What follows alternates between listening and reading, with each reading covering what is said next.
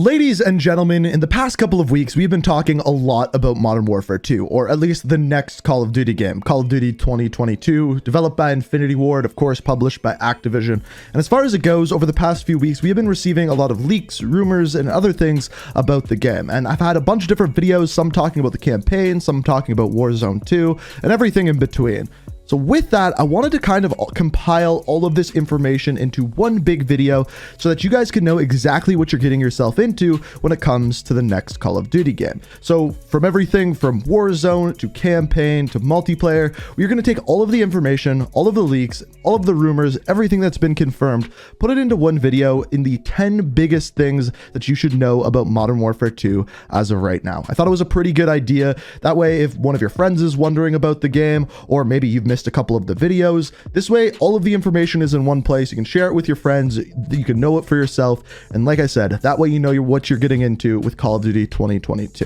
Now before we dive into that information, I first have to tell you about today's video sponsor. So today's video is sponsored by the Ridge wallet. Now this thing's amazing, but first I wanted to show you my old wallet. It is falling apart, it is big and bulky in my pocket, and the Ridge wallet is completely the opposite of that. It is small and compact, easy to fit in your pocket, and super durable. In fact, it's so durable that it comes with a lifetime warranty, and with this you can choose from over 30 different colors and styles to choose the one that you like. On top of that, they're so confident in their product that you can actually try it for 45 days, and if you don't like it, send it right back and get a refund, but I promise you, you'll absolutely not want one. Gone are the days of having this big brick in your pocket, walking around, people wondering what's going on. When you pull out the Ridge wallet, if you're on a date, you're out with some friends, every single time you're going to get compliments on it. People are going to ask you where you got one, and on top of that, it's just a really great conversation starter because this thing is awesome. Now, if you want to get your hands on one, you can click the first link down in the description, go to ridge.com/ink, and if you use code INK at checkout, you can actually save 15% on your purchase, which is a very good deal. So get it while you can. First link down below, use code INK, save yourself some money, and get yourself one of these amazing wallets. So the first couple of things that we are going to be looking at is the campaign. And the first thing that we have is the return of Task Force 141.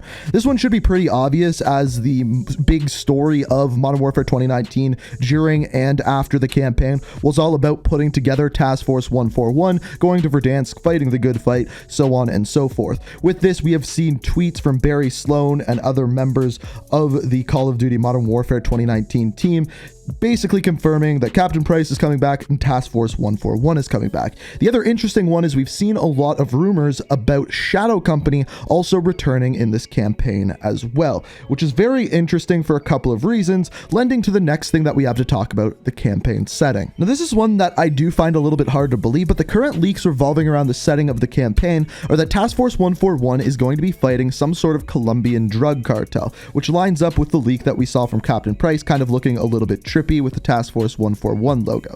However, this doesn't line up with everything that we saw in Modern Warfare 2019 with the bad guys that we already know exist there, with like Khalid al-Assad, so on and so forth, and I talked about that fully in a different video.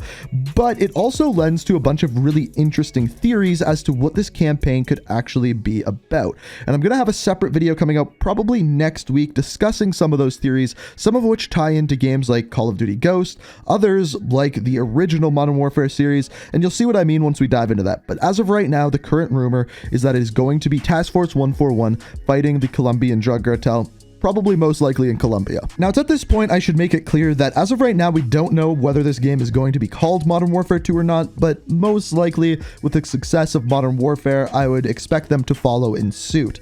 Now, we're going to move into some more gameplay stuff here, starting off with the new engine.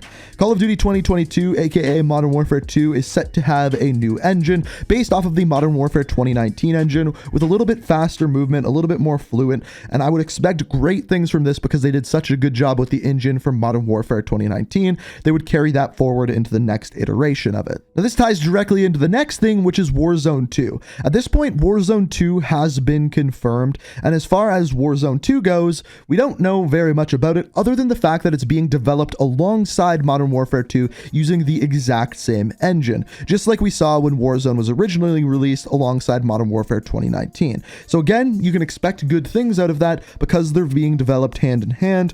That way, we kind of know they're going to be integrated properly together, unlike some of the things that we saw with Black Ops Cold War, where they're on different engines, felt different, and people just didn't really like that as much. Up next, we have multiplayer. Yes, there is going to be multiplayer, but that's not really what I wanted to talk about. There's a bunch of different things revolving around the multiplayer that I've heard, some of which include things like Gunsmith being a more simplified version than what we saw in Call of Duty Vanguard, which to me is a good thing. As long as they still have the depth of Gunsmith that they had in Modern Warfare 2019, I don't think you need 70 gun levels with 20 different scopes on a weapon to make some in-depth customization. And from what we are seeing, that is kind of what we are hearing. Alongside this, they have stated that there's going to be maps similar to what we saw in Modern Warfare 2019, where yes, they are a modern style map, but they use colors in a way to make characters pop on the maps. Now, we do know a couple of things about specific gameplay elements of multiplayer as well through leaks, and as far as these two go, first off, we have the minimap, where they are currently going with the traditional minimap, where if you shoot your weapon, you show up on the map.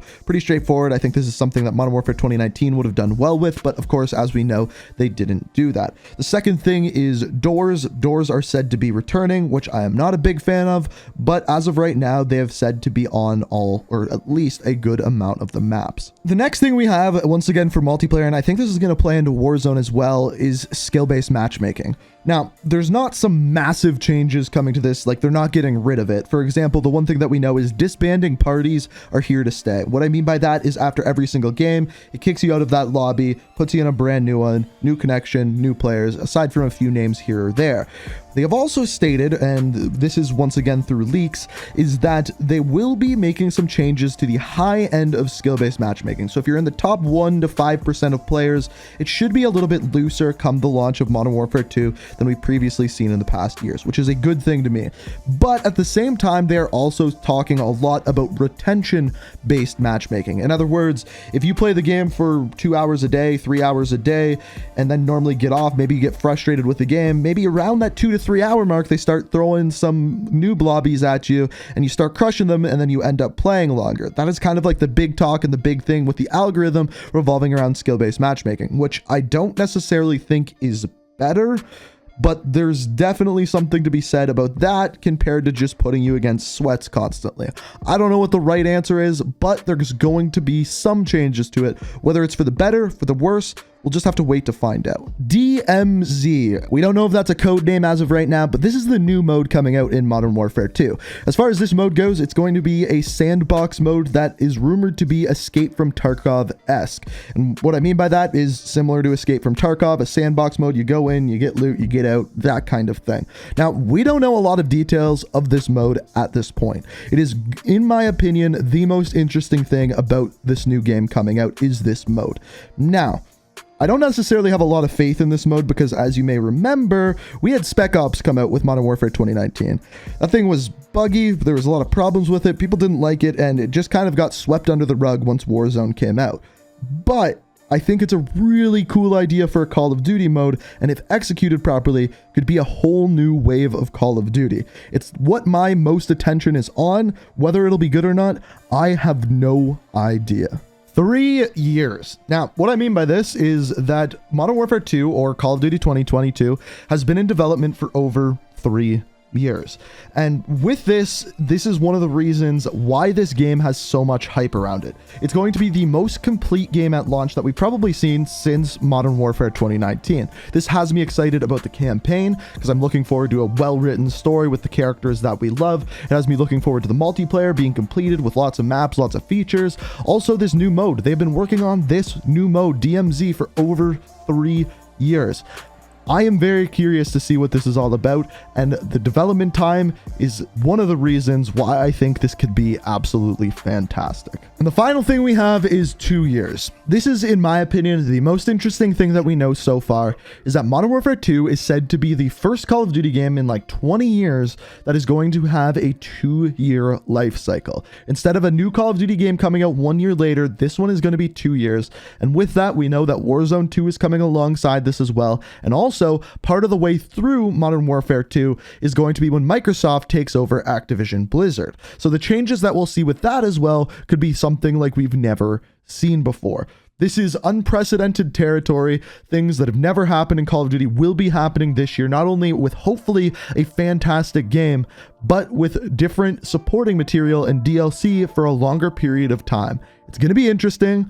I don't exactly know how it's going to work, but it is definitely new ground for Call of Duty. And these are kind of the 10 most important things you need to know and that we know of the game as of right now. As we get more information, of course, I will keep you guys up to date. But if you enjoyed the video, you found it informative, always appreciate it if you hit that like button. New to the channel, subscribe, turn notifications on, all of that good jazz. Let me know what you think of all of this down in the comments. And as always, thank you so much for watching. And until next time, peace out. We are reaching for the stars, but we're making this to us.